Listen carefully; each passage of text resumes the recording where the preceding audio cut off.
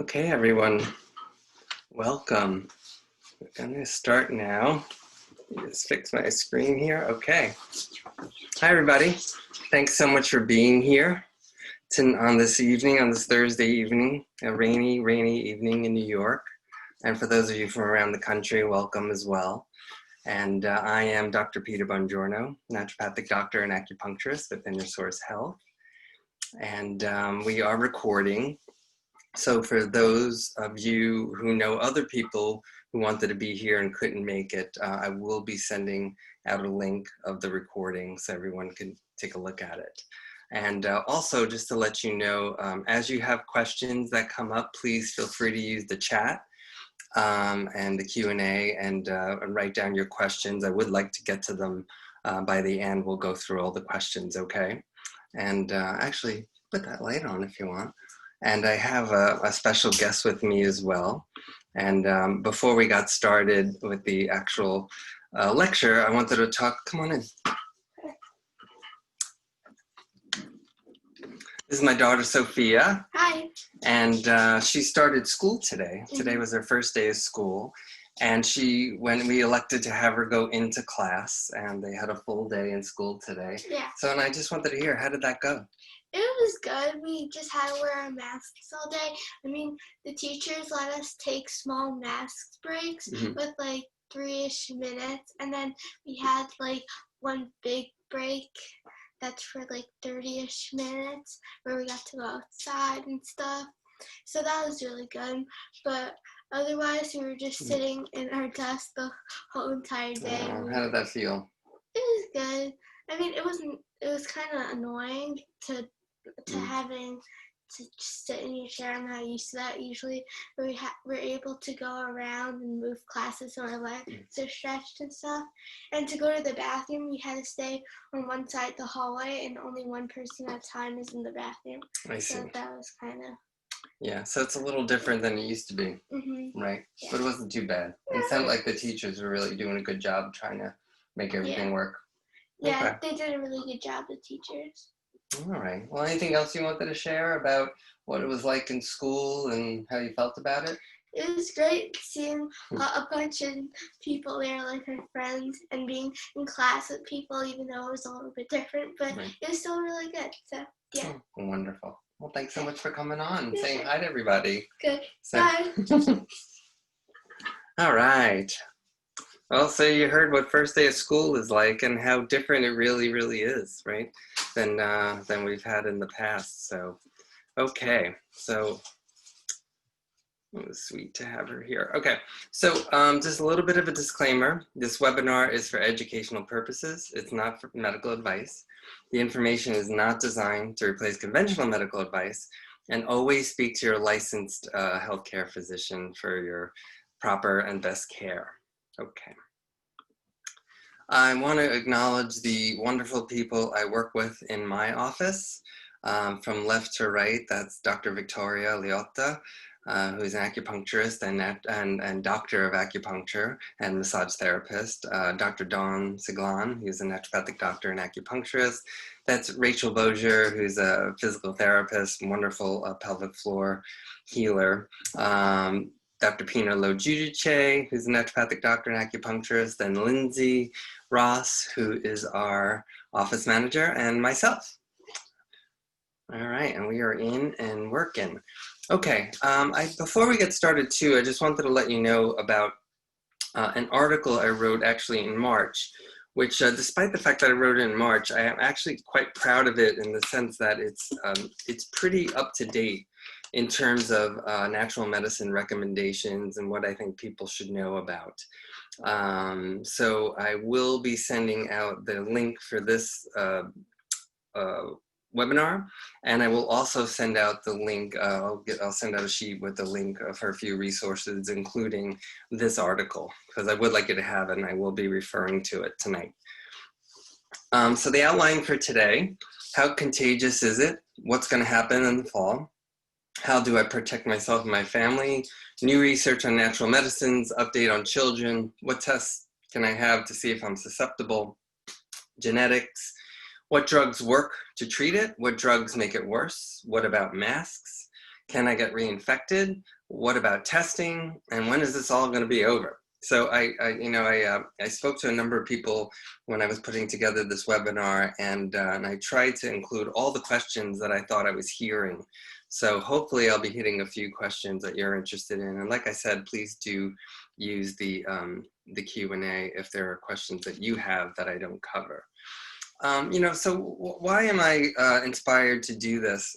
Really because I look at social media, I'm looking at the research, I'm looking at what doctors are doing in hospitals, I'm looking at what conventional medical doctors are doing in medical offices, in their offices. And of course, I am absolutely appreciative of what conventional medicine is doing, especially the physicians that were on the front line at the very beginning, and the nurses and the staff and everyone who was really literally putting their lives on the line, not really knowing what they were even dealing with. So I just, I bowed to them and everything they did. At the same time, months later, I'm still just really uncomfortable with the fact that good information is not being put out there. In fact, people are basically being told, well, if you get sick, stay home. If you get really sick, then come to the hospital and we'll put you, in intensive care. And if you're staying home, take Tylenol. And that's really all we've been told. And I think that's a huge mistake, because at this point, there's a lot of information we know about prevention, about caring, and not getting to that point where you have to get to the hospital. Of course, if you're in the hospital, then obviously there are things they're doing there that I think, make a lot of sense, especially now that we've been learning. But, I've consulted with a few frontline doctors from the very beginning about using integrative medicines, even in the hospitals. And I've definitely learned one thing is that everyone was trying their best. And that number two, that we still have a lot to learn, right? So, the reason why I want to do this is because I want to share information that I don't think is getting out there. And there's a lot of information that's very confused and obfuscated, and just for so many reasons. It could be political reasons, it could be biases, it could be but for whatever reason, information is just getting twisted and turned around and up and down, and nobody knows what to believe. So the only thing I could say is that it's work with people you trust and that you want to listen to, and who you believe are being unbiased and are really just trying to understand the information as it comes out and making the best decisions as a result, to help you do that. So I had a letter that came in the other day from a patient who I worked with. She called me basically a weekend with COVID. Symptoms were getting worse. And she just sent this to me, and I said, yesterday it was 2 weeks since I tested positive for COVID. Can't express how thankful and grateful I am for the compassion, dedication, and care during my time of need. I took your advice on resting and sleeping as much as possible. I also took the supplements you recommended, and thank you for sending them to me. By day 10, I was feeling better than the week before, and now I could say I fully recovered. The Chinese herbs really helped with my breathing, and the mixture with licorice made it much easier to drink. I do hope I don't have to drink that again, though. So thank you again for everything you've done for me, being part of my recovery journey. And I was really appreciative of that. And it just reminded me, as I was preparing this lecture, I had received this email, and this is the reason I'm doing it, right? Because this information, the things that helped her get better, it's just not out there. Nobody's talking about it. And even worse, the powers that be, including the Federal Trade Commission, are actually suppressing this information, and they don't want people talking about it. And they've taken down my YouTube videos, actually, as a result. And they've taken down other people, doctors' websites, and people who are trying to give honest information, not promoting cures or selling a lot of snake oil, but people who are actually putting out good information are being suppressed as well.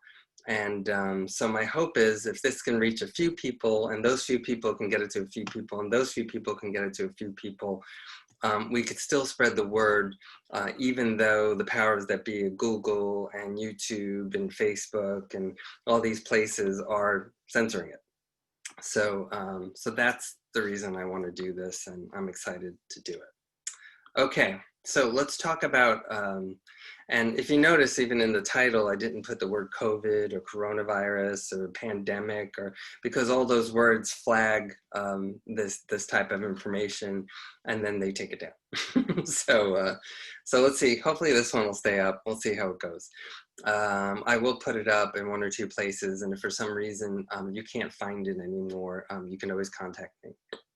Okay, so from the previous talk, I did discuss a little bit about COVID-19. So this is a graph that looks at both how lethal an infection is and how infectious an agent is. Okay, so so as we see, something like, let's say, Ebola, which came around a few years ago, was highly lethal, up to 50%, which is an incredible number, but very low on the scale of actually infectiousness. Now, the Spanish flu from 1918 was around, let's see, about 5% in terms of in lethality, and but its infectious rate was also on the low side, about 1.5%. Still low, quote low, is still a large number of people when you think about how large the population of the world is. So, and similarly with this COVID-19, obviously we don't have the final numbers because we're not done yet, but COVID-19 does seem to hover around the same area as the Spanish flu here, with somewhere between 1.5 and 3.5% in terms of infectious rate, and about 1 and 3 or 4% in terms of lethality. So it's a pretty serious condition, and that's why we need to take it seriously. This isn't the flu. If you look at the seasonal flu is down here. It's lower both on lethality as well as infectiousness. Okay. So what's going to happen in the fall? Well, it's kind of interesting, and I know this sounds a little ridiculous what I'm about to say, but 1 or 2 things are going to happen. Either it's going to get worse or it's going to get better, right? So, and the reason why I say it may get worse is because more people are going back to school, like my daughter, right? And going back to work, like I have been the past couple of weeks. The air is going to get drier, and we're going to talk about that. People are going to be indoors more, which means they're going to be breathing each other's air a little bit more. And also the regular flu is probably going to complicate the situation. And as you may know by now, about 40,000 people a year die of the regular seasonal flu. So, so that's going to be a complicating factor. And we do know that these pandemics do seem to have second waves for all of these reasons, because it's not gone. It's still around, and then because of these reasons, there seems to be upticks. However, there's a chance it might get better. Why might it get better? Well, one is genetically the virus is changing, and typically, as viruses do, they tend to lose lethality.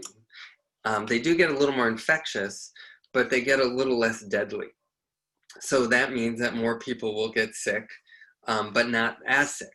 So, so that might help the improvement, because as more people get sick with a less concerning condition, more people are probably going to build immunity. And as a result, people will have more antibodies. And we're going to talk more about that too. Thirdly, herd immunity becomes closer as a result. And then fourthly, we may have a vaccine that might be safe and effective. Let's hope. And we can certainly talk more about that. I am not anti-vaccination per se. I am extremely concerned about this one, especially if it's rushed to the market and doesn't have the proper safety trials. And I'm also especially concerned about these RNA virus vaccines, because they do seem to be mechanistically a bit different. And I think there's a lot more areas where it might go wrong. So I'm not against the vaccine. I think though it needs to be proven to us that that this is going to be safe and it's going to be effective. I noticed yesterday in one of the major newspapers that all the pharmaceutical companies involved, Moderna and AstraZeneca and Pfizer and all these people, they all put together a one-page ad basically promising us, the people, the readers, that they were going to not release anything unless it was completely safe, well-studied, and effective. So, and who knows, was that a PR ploy? Was that to kind of like just set a line in the sand in terms of the political pressure they're under? I don't really know. So let's hope they mean it. All right. So, so there are articles that suggest that that antibodies are actually more likely in our bodies than we think. So this is an article that came out mostly from Cold Spring Harbor Laboratory.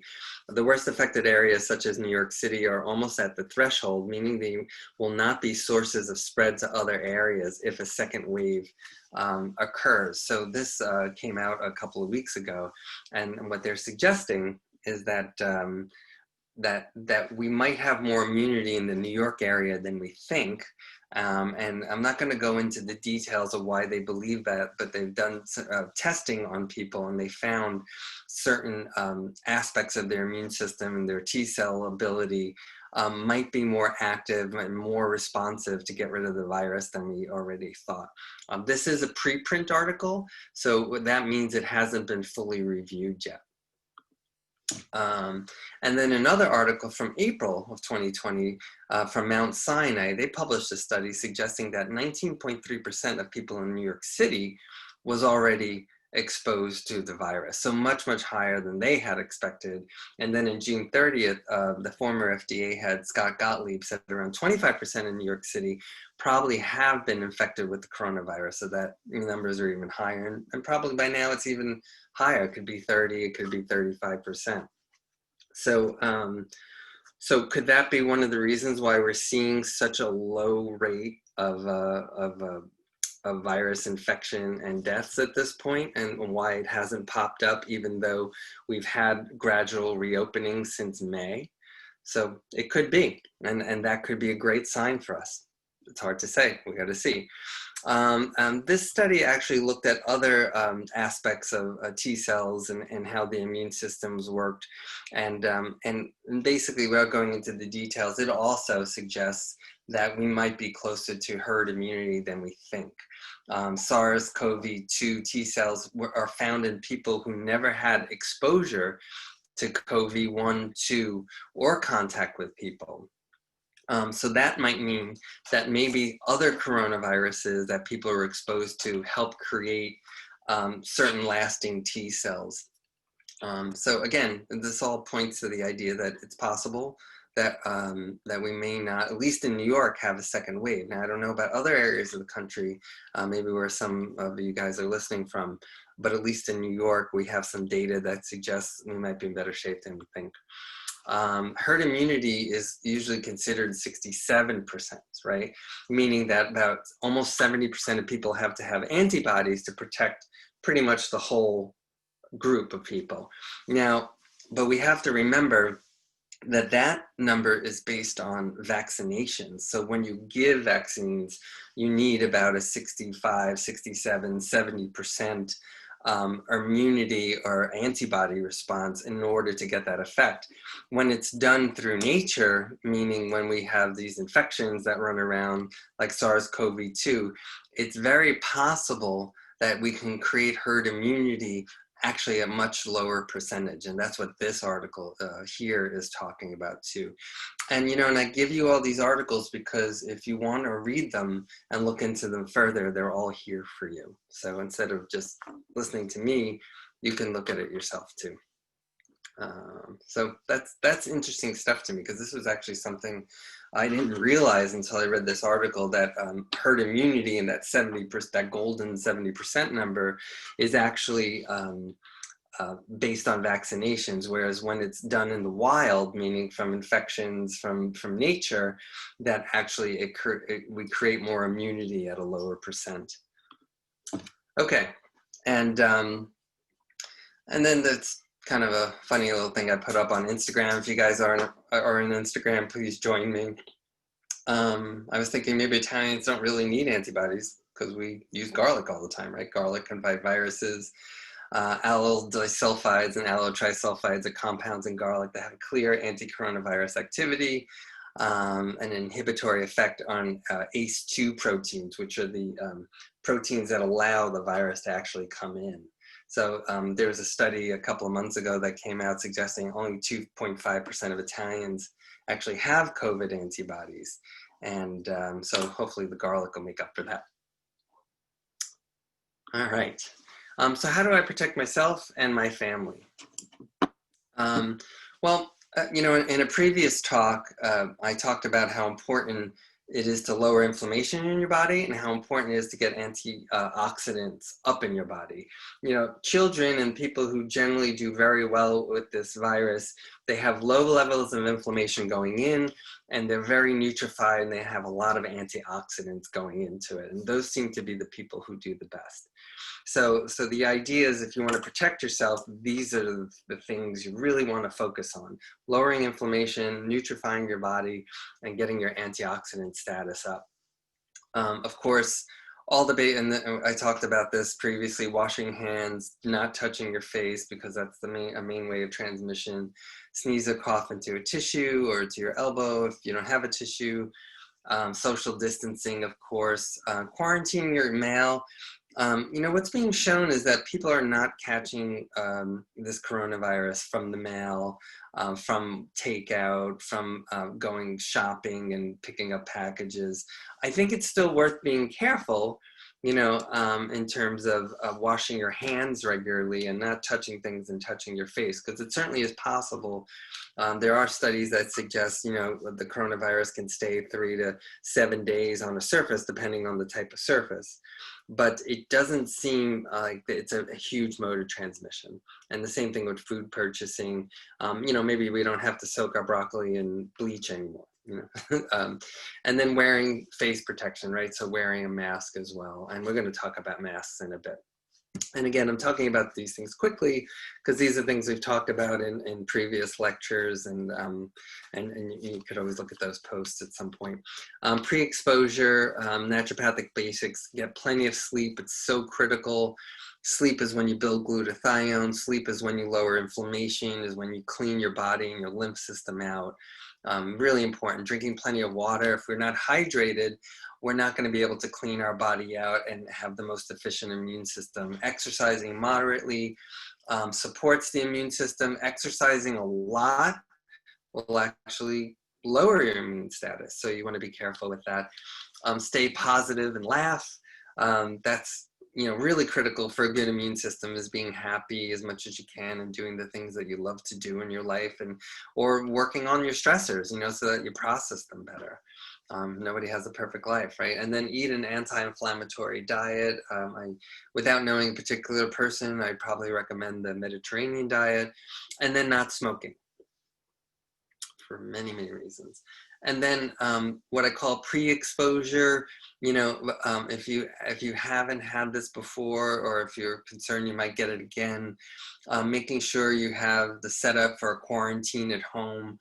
That includes a separate room, a separate bathroom, if that's possible, purchasing humidifiers, having masks, gloves, and goggles, you know, in case someone is actually sick around you. Pulse oximeter so that you can test your oxygen levels. I can't tell you how many patients I've used these with and found it very, very helpful just to see what's going on with their oxygen levels, to make decisions about what kind of herbs and things would be good for them so we can avoid hospitalization. Having an air filter, we'll talk about that too, and keeping the windows open. There's a lot of studies from way back, even in 1918, that suggested open windows really lowers the rates of infection and reinfection and viral load. And then supplements.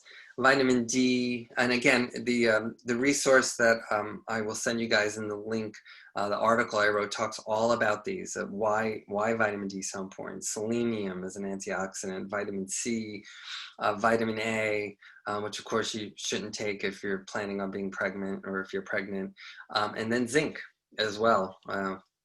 So I'm not going to get into the details of those, but those are probably the main ones that I think about when I think about keeping your body protected. I also recommend what I would call an immune power lab profile. So we want to study your cortisol levels. There's a lot of research that suggests that low cortisol will also contribute to higher inflammation in your body. And that makes sense because that's your natural corticosteroid. So if it's low, you're not going to be able to tamp down inflammation. And one of the biggest problems with people who get very, very ill and die from COVID-19 is because of this robust inflammatory response. So selenium, you can test that in the blood. Glutathione, you can test that in urine as well as in blood. Zinc, you can test in the blood. Vitamin D, of course, is tested in the blood. Secretory IgA, which looks at an aspect of the immune system in the digestive tract, which could suggest whether some people need more immune support. Iron's very important. If your iron is low, you can't fight invaders, bacteria. It's hard to fight viruses. It's hard to really get a robust immune response if your iron is low. Vitamin A, which is very protective of the linings of your nose and your lungs and your digestive tract. Complete blood count to check especially the red blood cells, but also the white blood cells.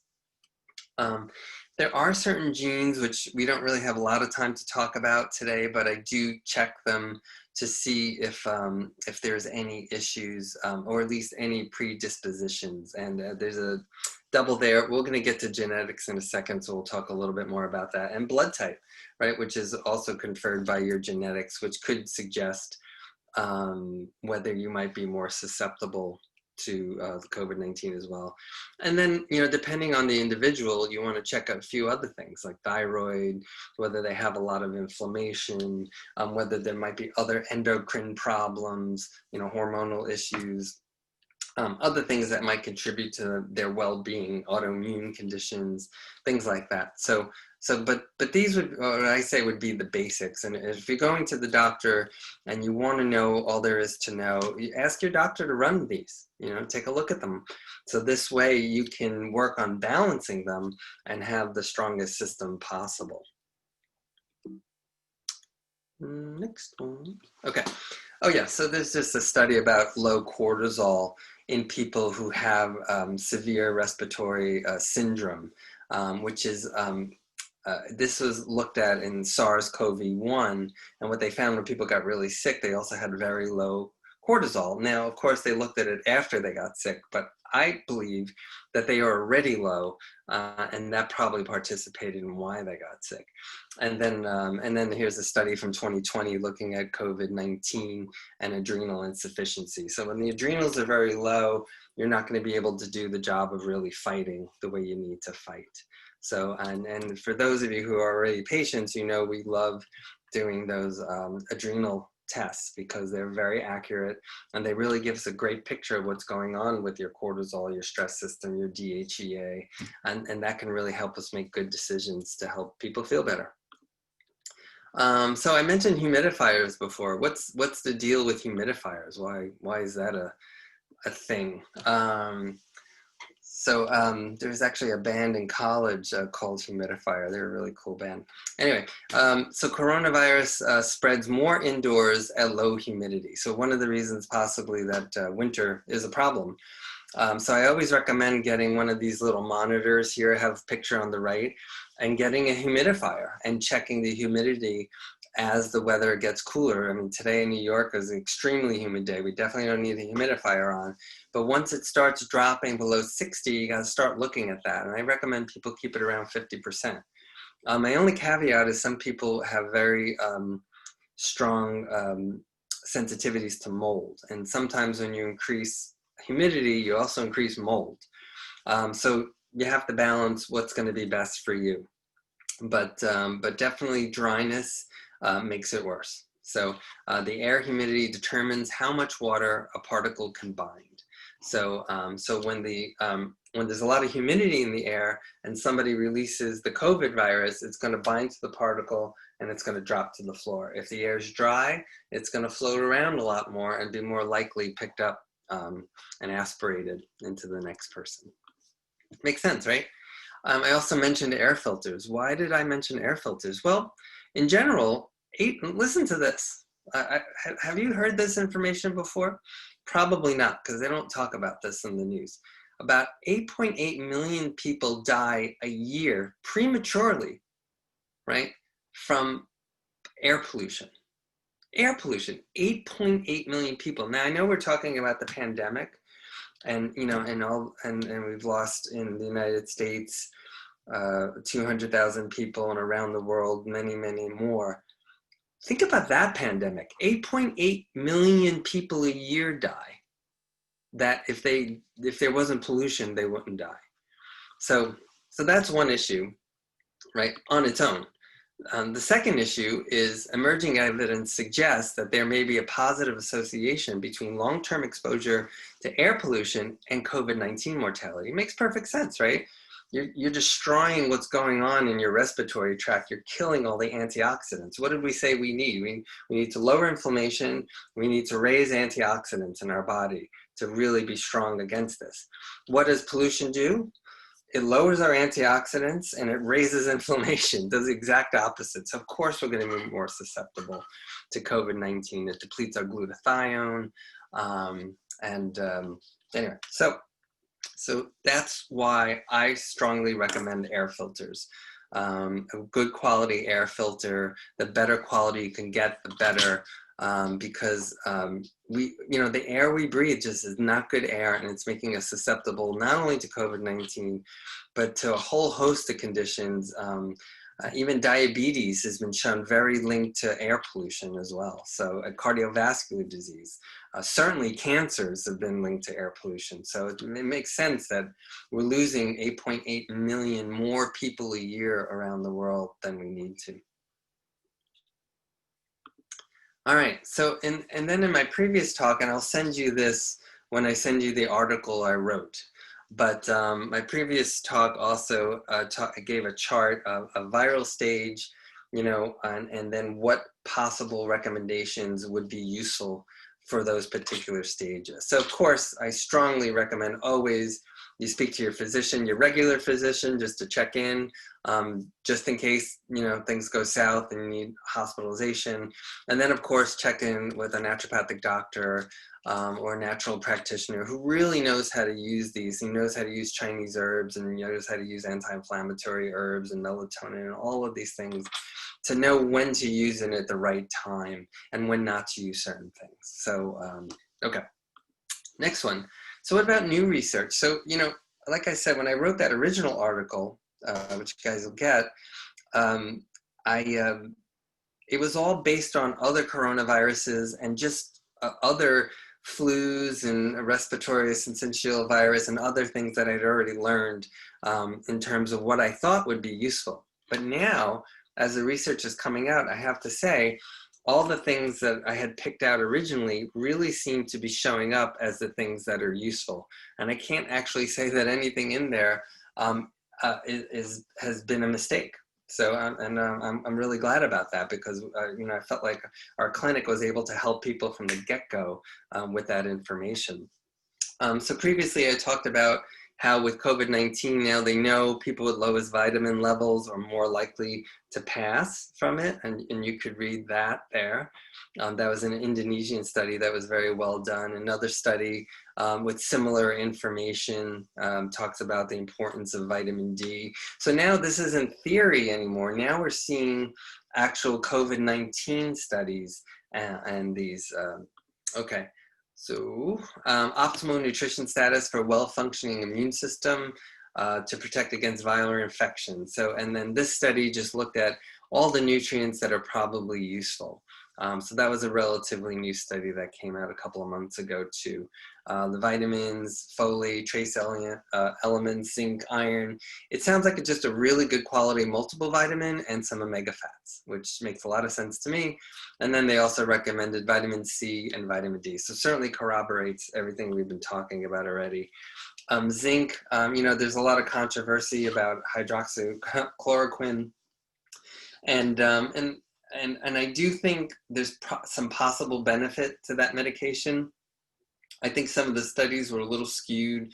One study that showed that it could be dangerous, so it was also using very high doses. I don't think it is a miracle drug. I know a lot of doctors who used it in the ER, in the ICU, and I don't think it was a miracle drug by any means. But my belief, based on the research that I read, is that in early stage disease, there is probable benefit with it in early stage, and maybe possibly for prevention, although that's very unclear at this point. I wouldn't have people taking it routinely for prevention, because I do think there's a strong toxicity to it. And I do think, as this article suggests, that if we're going to use it, people have to have really good zinc levels for it to even work. And in fact, it makes me wonder if they just have good zinc levels, if they really actually need it. And that's based on the functionality of hydroxychloroquine as a zinc ionophore. Okay, again, in the previous talk, I looked at the links between dietary selenium and COVID disease, and what they found that when dietary selenium was good, that people had much less comorbidities with COVID-19. Now, interestingly, there was a condition a number of years ago, cardiomyopathy, called Kishan disease, between 1960 and 1970, in one of the provinces of northeast China.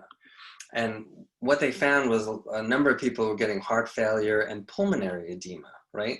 And if you look at that X-ray on the right there, that chest X-ray, it looks a lot similar to the opacities that we see in COVID-19, right? With this pulmonary edema and a heart that's in a cardiovascular system that's not doing well, and a lot of inflammation, right?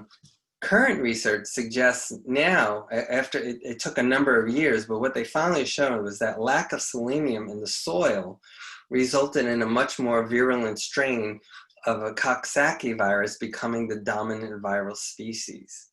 So they noticed that there was a relationship between the virus that caused it and not enough selenium around as well.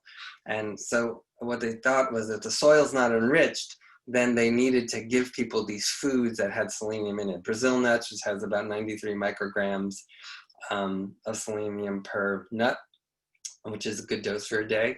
Onions, beef, cod, turkey, chicken breast, egg, oatmeal, white or brown rice, and garlic. So, and what they found was that if they gave people between 55 and 76 micrograms of selenium a day, then they didn't get sick. So, doesn't this sound kind of familiar? So it's so again, I think it does suggest the benefits of selenium, and I just thought this was interesting to see that we had seen this in between 1960 and 1970, and I think we're seeing it again, with COVID-19, and the references are there. There was a relatively new study, a 12-week study that came out in the journal Nutrients, and what they showed is that when they gave older adults a very good quality multiple vitamin, that generally that people did get did still get the same incidence of sickness, but their disease severity was much shorter and much less. So they had a shorter disease and wasn't as severe either. So decreased the number of days of being ill by nearly 70%. So the same number of people still got some kind of sickness. It wasn't like less people got sick, but the people who got sick didn't get as sick, and they weren't as sick for long. So to me, that's a pretty big win, right? And that's why we do recommend a really good quality multiple vitamin to all our patients. So, and usually I do show some vitamins and things that we recommend, but because of all the censoring, we're not showing any of those vitamins. So please connect with us if that's something you're interested in. So melatonin is actually another, it's a hormone, right? So it's made in the pineal gland in the brain, and everyone knows about it for sleep. But it's really a powerful antioxidant. A lot of it's made actually in the digestive tract. In fact, most of it's made in the digestive tract, because your digestive tract makes serotonin, and that goes on to make melatonin. It has a very high safety profile. And when the levels are very low, what they're seeing is that people are much more likely to get this cytokine storm, or this very robust inflammation that causes the biggest problems with the COVID-19 sickness. And to be a little more technical, what melatonin does is it suppresses the NLRP3 inflammasome, which is basically a molecule that promotes a lot of inflammation in the body. But when there's plenty of melatonin around, it tends to really combat that and calm it down. Probably one of the reasons we also want to get a lot of sleep, right? Because if you promote really good sleep, you should be promoting better melatonin levels as well. Okay, next one. So licorice. Studies show that it binds ACE2, the angiotensin converting enzyme 2, which is one of the entry points for the coronavirus. When the angiotensin converting enzyme 2 is how these receptors in the respiratory tract are how the virus actually gets in. So licorice can help stop that binding by doing its own binding. It also downregulates pro-inflammatory cytokines. It inhibits the accumulation of intracellular reactive oxygen species, which means that it helps lower the, it acts kind of like a good antioxidant in a way by not allowing these reactive oxygen species to kind of take over. It inhibits a thrombin, which is a clotting factor. So a lot of people get very sick, get sick because they overclot. It inhibits the hyperproduction of airway exudate. So when people get sick, they create all this inflammation and they get all this mucus and this phlegm, and it kind of thins it out a bit. And then it induces what's called endogenous interferons, meaning interferons are the molecules that your immune system makes to help calm the immune system. And the licorice also can help that process as well. So licorice, you know, ganchao, I think is the Chinese way to pronounce it. It's basically used in almost all Chinese medicine formulas for 3,000 or 4,000 years now. And it's such a beautiful herb. It tastes delicious. It's, you know, makes other herbs actually taste better. And even more, it has all these amazing effects. It's great for the stomach. The only time you don't want to take licorice is if you have high blood pressure. Taking it regularly may raise your blood pressure, but what's been shown in people with low blood pressure, it actually gets them to normal, and people with normal blood pressure doesn't seem to raise it.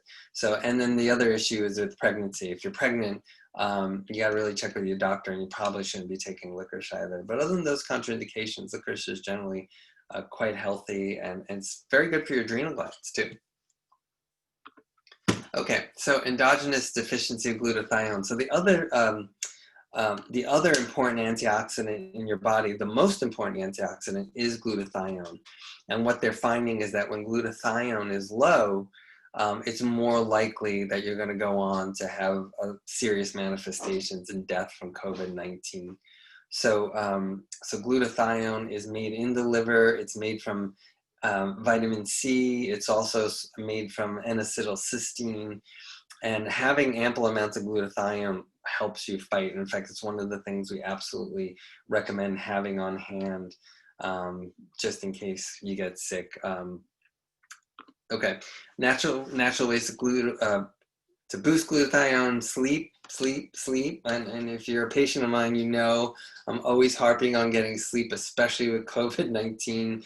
Got to keep sleeping to fight this thing. Garlic, onions, eggs can support glutathione because it's got these what they call these thiol groups, which have sulfur in them. Methylated foods like green vegetables, legumes, flavonoid foods, and then supplements like vitamin C, N-acetylcysteine, and glutathione. And then N-acetylcysteine itself can be very, very helpful, especially when there's a lot of mucus. It has an antimicrobial effect, so if there's secondary bacterial infections, it can help with that, and that's been shown. It lowers mucus by breaking disulfide bonds of the mucus, so it actually breaks the mucus apart, which there aren't really many compounds that can do that. It lowers the risk of bronchitis, according to some clinical study, and there are over 40 double-blinded placebo-controlled studies as a mucolytic. So, so this isn't something that's, not tested. This is something that's well known. In fact, N-acetylcysteine was actually, has also been used to treat acetaminophen poisoning, right? Because when you take too much Tylenol, what happens? You lower your glutathione levels, right? And sometimes it gets to the point where it actually poisons the liver. And acetylcysteine IV has been used to help bring the liver back by making more glutathione. And think about this. Acetaminophen poisoning.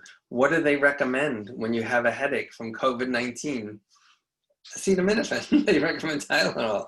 And so think about, I can't tell you how many patients I've seen who got sick with COVID-19 started taking Tylenol because they thought it was good for them, and never get better. And so the first thing I say is, okay, well, let's stop the Tylenol, and that alone helps many people get better.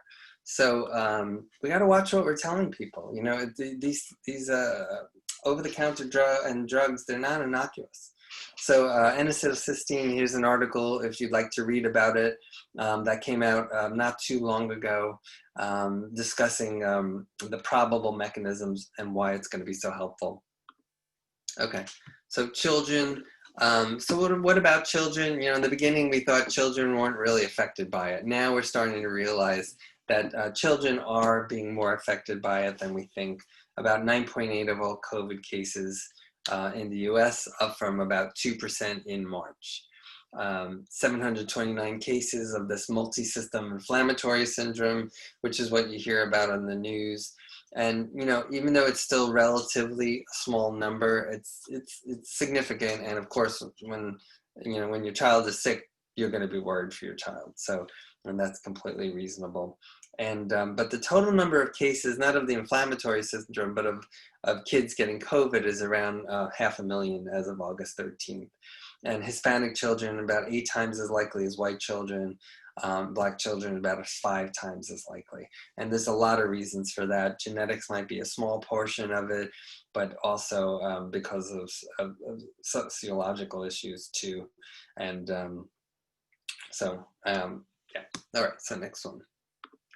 So what about genetics? So I mentioned it a little bit earlier. Blood type O seems to confer benefits versus blood type A. It seems like in some ways the virus itself is a bit A-like in its appearance in terms of the proteins that it has on its shell. So people who are blood type A are going to be less likely to fight it because it looks a little more like them, whereas blood type O's have antibodies to blood type A, and thus that confers a little extra benefit.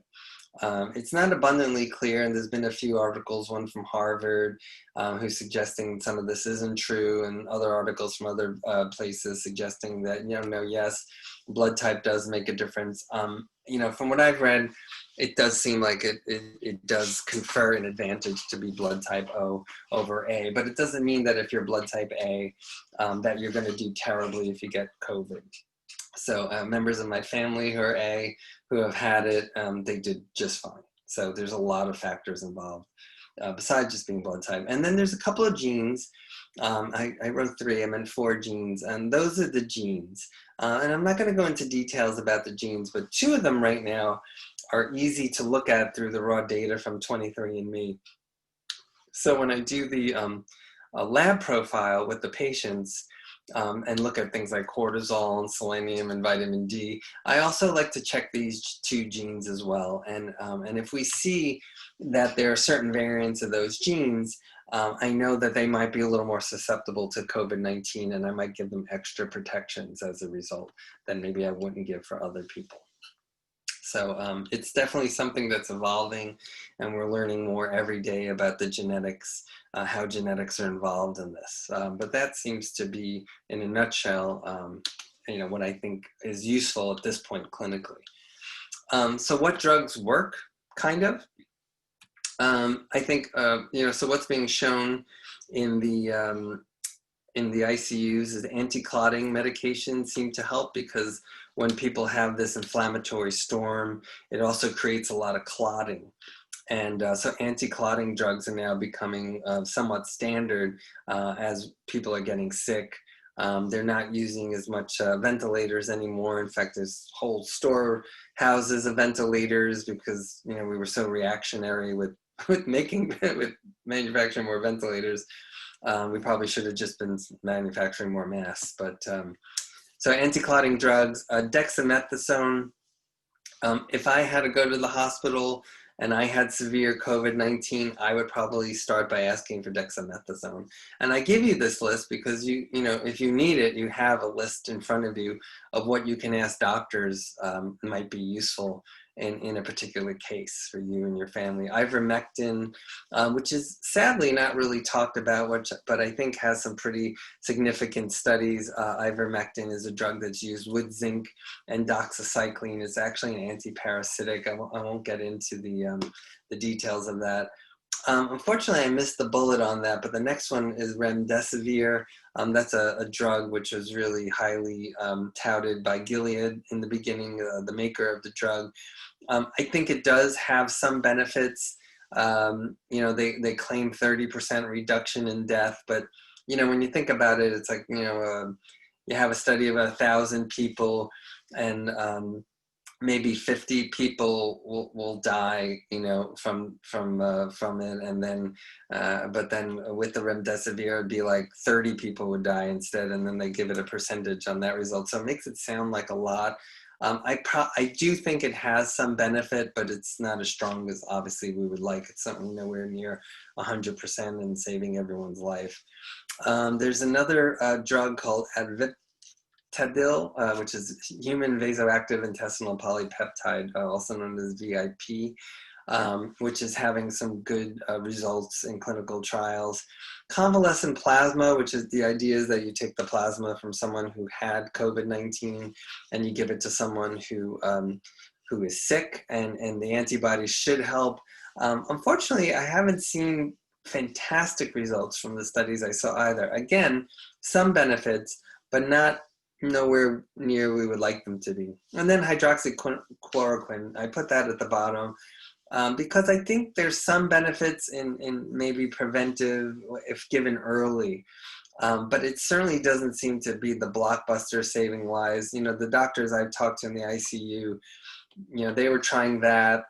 They were trying it with B vitamins, with melatonin, with IV vitamin C. They were doing all these things together, and they didn't say anything by itself is really just working like that. So so despite all the hype, I think that there's some benefit there, but I think as long as people's zinc levels are good, but unfortunately it's not the miracle drug that we would love to see it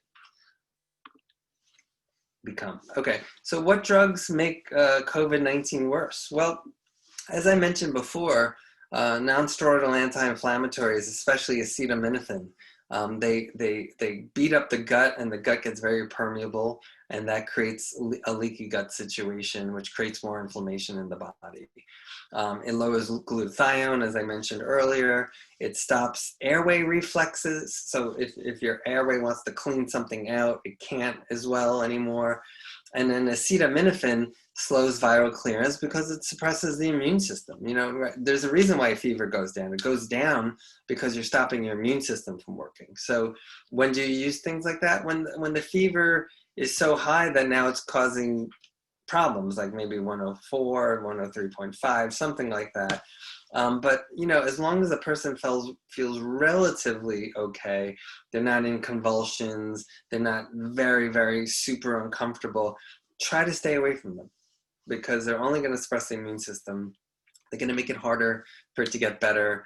They're going to lower glutathione, which is really what you need to help fight this thing.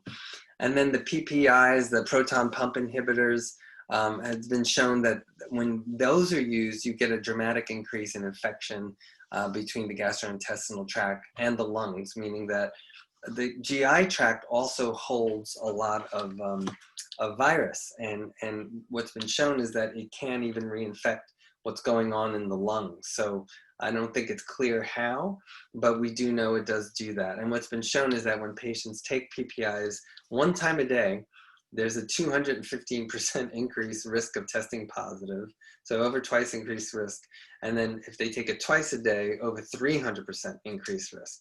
So, so for a number of reasons, plus it stops your stomach from making acid, which you need to digest your food and absorb your nutrients. So how are you supposed to get your selenium?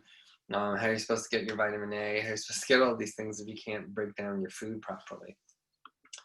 So if people are taking them for certain symptoms, then I highly recommend working with natural doctors and naturopathic ways to fix those issues. So what about masks? You know, are masks good? I mean, there's a lot of people who, you know, I consider reputable who are saying we don't need masks. And it, you know, makes it very confusing. So, you know, where am I on that? I think masks make sense. And as a result, I wear one. If you look at really the information about what a mask does. So a mask is supposed to be some kind of fabric that has pores small enough to allow air to go through, but not allow viruses to go through. So the fact is that true or is that not true? Because a lot of people, you know, they say two things. They say, well, the virus, you know, is still going to get through and it makes it hard to breathe. So you're not going to be able to breathe well. So, well, let's look at the numbers. So coronaviruses, right, they're spheres with diameters of 0.12 microns, right? And that's an approximate range. There's a range from 0.6 to 0.14. The skeptics for the mask suggest that the N95s filter down to 0.3 microns and some other masks even less. So how are you going to catch a virus if it doesn't filter enough? But they did a study in the University of Edinburgh, and they found that even car exhaust, as well as virus particles, can get stopped. And that's this graph up here. Particles blocked. They looked at a cotton handkerchief, and it was around 30%. A surgical mask can block those particles by about 70 or 80%. And then they looked at different types of masks. The 3M, that's the N95, was even higher. And then other types of N95-like masks. So I know the theory, you know, the skeptics are saying one thing, but the research is saying something else. And it's also, and in another study that was done, they also showed that the virus particles themselves, they did another study with viruses, and they found about 95% of virus particles did get captured. Was it 100%? Absolutely not. No mask is 100%, but we do seem to be getting pretty high capture rate. So now that's if one person is wearing it. Now imagine if both people are wearing it. The common thinking is that masks protect more, not the person who's wearing them, but the person around the person who's wearing it. So if we're both wearing it, we'll do even better. But, you know, so then the other worry is from people who are skeptical, and, you know, and I appreciate their skepticism, and I like to question authority. You know, that's why I became a naturopathic doctor, because, you know, there's a lot of things I didn't think made sense. But, you know, looking at it, oxygen molecules are 0.0005 microns. Carbon dioxide is 0.00065 microns. The mass size is 0.3 microns or less. So people who are skeptics about the mass are saying they don't block viruses, which are much bigger than these oxygen and carbon dioxide molecules, but they block us from breathing, which doesn't make any sense because these molecules are so exquisitely small. Now, are they uncomfortable sometimes? Yes. Can they make us feel constrained? Absolutely. But, you know, I mean, people have been wearing these masks for different work and things like that, and I don't know of any research that suggests people are getting sick as a result of them. My biggest worry about the masks are that, you know, some of these N95s and masks that are a little, I think, better quality, you know, they have plastics and things on them, and then we're breathing in some of that. And that's what I don't like about them. So here's some mask references. So please feel free to read them and go through them and see, you know, see what you think for yourself there. As far as which masks are best, a mask with valves should not be used. In fact, they're banned in certain cities because the mask with the valve has a one-way out. So if you breathe out, and you breathe out directly, and the people around you are getting what you're breathing out. So it protects you breathing in, getting things in, but it doesn't protect the people around you. So not good to wear those masks. I didn't actually know that at the beginning of the pandemic, and I actually had the valve mask. So, so I don't use those. And then they did another study, infectious disease research, a cluster randomized trial of cloth masks compared with medical workers, a 4-week study. And basically what they found was that cloth masks just did not work all that well. So, and I know a lot of us are wearing cloth masks, but I do recommend, I mean, what I wear when I'm in my office is the KN95 mask, because I think the N95 masks still need to be saved for the people who are on the front lines, especially people dealing with higher viral loads. And as far as I understand, KN95 masks are pretty much as effective as the N95 mask. And the reason why it's good to wear one of those masks is because, oh yeah, I think I have one more slide about masks. I thought this was an interesting article that just came out, and it talked about masks as a crude vaccine. What seems to be true, and the reason why people who are otherwise very healthy can get very sick, is because of doses of the virus. Meaning, if you get a large dose of virus at one time, your body can't handle it, and it creates that inflammatory response much more easy. Whereas if you get a very small dose of the virus, then your body can kind of understand it, and even while it's replicating, now your body's starting to work on getting rid of it, so that when it starts to replicate more, your body's ready for it, instead of it creating just a fulminant inflammatory response. So this article was suggesting that possibly, you know, it's not proven, but possibly the fact that the masks are quite good but not perfect allows just a little bit of virus to get through, and that little bit of virus almost acts as a way for you to vaccinate yourself, meaning your body can see it, get used to it, it doesn't really make you sick, and then you can clear it, and then you're protected. So interesting stuff. How are we doing on time? Let's see. It's 8 o'clock. Okay. So can you get reinfected? The short answer is probably. It's not very, very likely, but they have shown that 2 people, one person in Reno, one person in Hong Kong, does seem that they got reinfected. One person got more sick the second time, one person barely had any symptoms. So it does seem that we can get sick again from the virus. These could just be anomalies though, and it might be true that, like most other viruses, once you get sick, you do have enough immunity for it. What about testing? I had talked about this in the last lecture. You know, the testing isn't great. It takes years to create testing that's very thorough and very sensitive and specific, and we are just not there yet. So as far as the virus testing, I think we should get tested. Absolutely, as much as possible, because that's going to allow the accuracy of these tests to improve. And even the antibodies, we don't even know yet if we're looking at the right antibodies. So we have a long way to go with antibody testing and virus testing. And this is just a graph I had shown in my last talk, showing that viruses, viral RNA kind of peaks at week 1 and 2. So that's where you want to get the virus test and the viral culture. And then the antibodies start to go up at the second week through the weeks, probably week 6. So if you want to get an antibody test, you want to do it at least at week 3. I would say week 2.5 to week 3. And if you're going to get the virus test, you have to do it between week 1 and week 2 at the latest.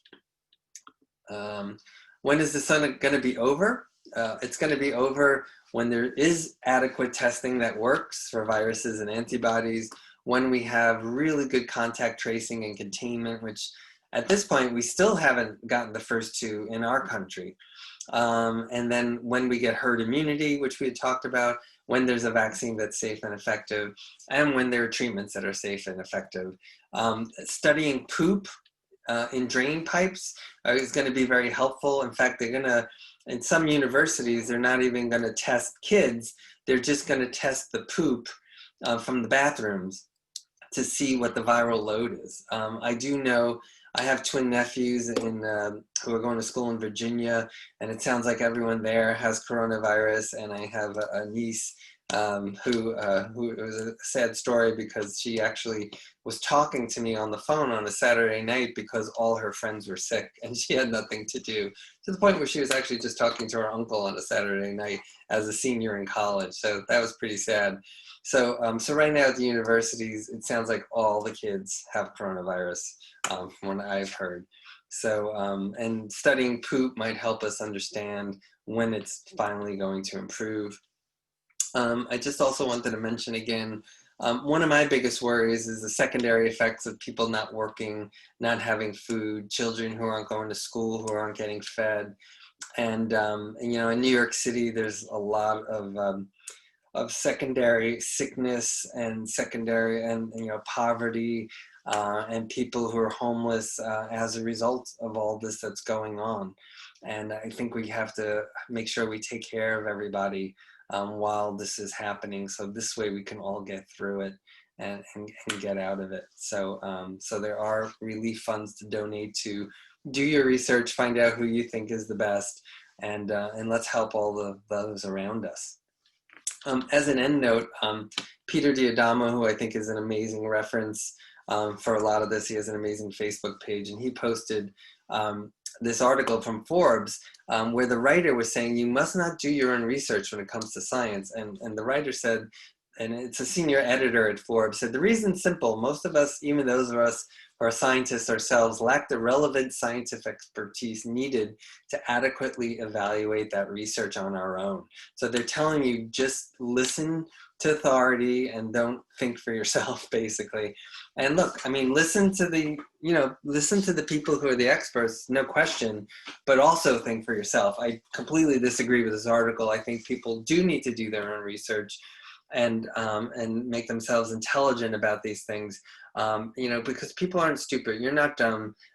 You know what's right and what's wrong. And, you know, we all need some education, and that's why you're listening to this. And this is why I listen to people and do a lot of reading. But we have to take this to our own belief system in terms of like how our brains work and what's going to be right for us. So, you know, anyway, all right, next one. And finally, we can't return to normal because normal was the problem in the first place, and that was graffiti from Hong Kong. And I think that's quite true. I think we have to really reevaluate what has been going on the past few decades, what's going on with pollution, what's going on with conventional medicine, what's going on with drugs, how we're treating the environment, what our interactions with the environment and with animals are. I mean, all of these things are playing in a role socioeconomically, what's going on with the depletion of food, of nutrients in our foods. All of these things are playing a role in why this COVID-19 is the issue that it is. And I think this is an opportunity to look at all those things so we can make changes. All right, so that's it. So I'd love to look at some questions and see what the questions are. Thank you so much for writing and for being here with me. So one question from Rosemary asked, do you recommend the flu shot this year? So, so certainly the most, you know, the party line about the flu shot is this, you know, that you should get the flu shot because we're going to be more susceptible to getting sick. A couple of things. One is, it's not clear to me how well the flu shot works. Again, I'm not anti-vaccination at all.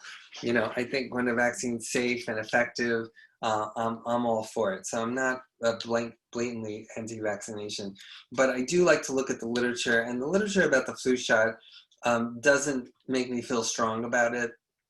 And there is some some evidence, and although it's been refuted too, that it's possible that through something called viral interference, that certain shots like the flu shot can actually make a person more susceptible to COVID-19 through some secondary intermediate reactions that occur in the immune system. And again, that's not clear to me either, but I do think that the flu shot is, I don't know, I'm not sure I see the benefit in it at this point.